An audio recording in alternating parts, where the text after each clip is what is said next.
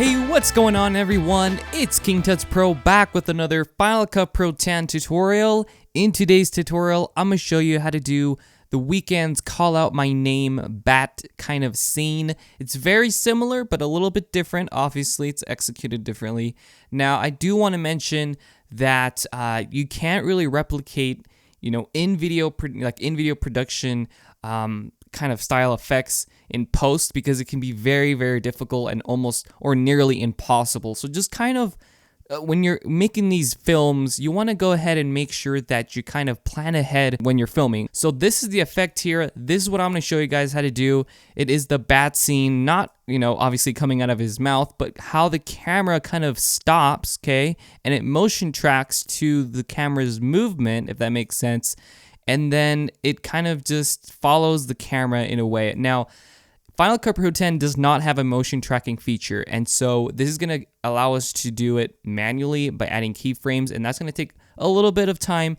But if you guys spend, I don't know, like a couple of minutes, you guys should be able to do this. So if I push play, you can see how this came out, and it looks really, really cool. All right, guys, so I went ahead and used this part of the music video, and just because I thought it would look nice with the bats here that I imported, it's just a green screen of bats. If you guys want this video, link is in the description. Now, the reason you want to film in black and white is because you can use this, like I said, like I could use, black, or just use the bats as a silhouette, and then you can apply that to the video so it looks like the bats are in the scene with the Weeknd, and that looks really, really cool. So you can do this with just about anything. So the first thing you want to do is have your footage into the timeline here, and I just have this green screen.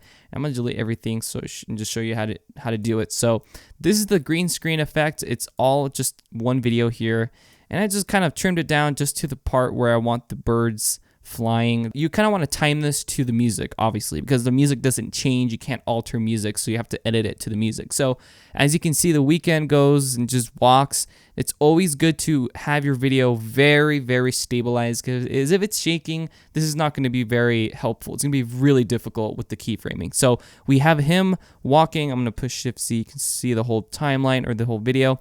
And right here where we see it move is where we want it to stop or add the freeze frame, and then we want it to continue right as he steps down on the ground to kind of add a place to continue the video. So to do this, it's really easy. All you have to do is go to the inspector window, and we have everything here. Now, this is what the original video looks like, okay, without any of the stuff applied. So you want to go ahead and add a keyer. So to add the keyer, to get rid of the green screen, just go to the effects, go to all video and audio, and just type in keyer.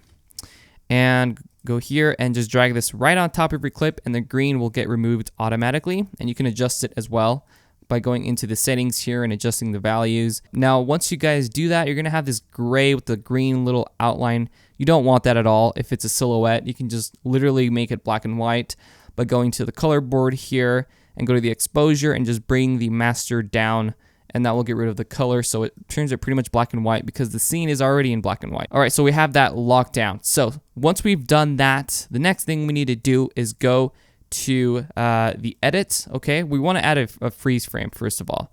So we have this whole clip here, okay? And this is the full video, and you can see if I push play, it looks nice, but we don't want that to happen. We kind of want it to follow the Weeknd as the video is panning. So once we have the green screen selected, we're going to go to the top. We're going to go to edit, and we're going to go down to add freeze frame, or the shortcut is Option F, and go to Shift Z to fit this all in the timeline. And you're going to have this little black kind of image, and this is pretty much just a freeze frame from wherever you left the time head at.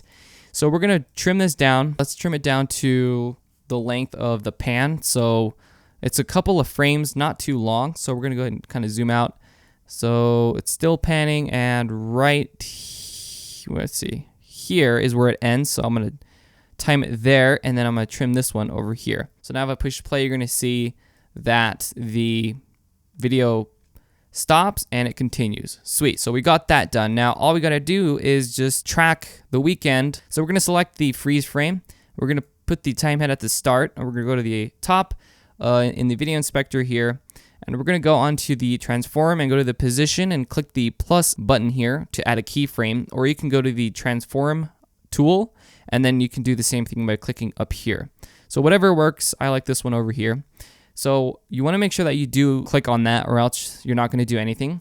Then all you're going to do is just press one time on the right arrow on your keyboard to go one frame to the right, or the left arrow on the keyboard to go back one frame.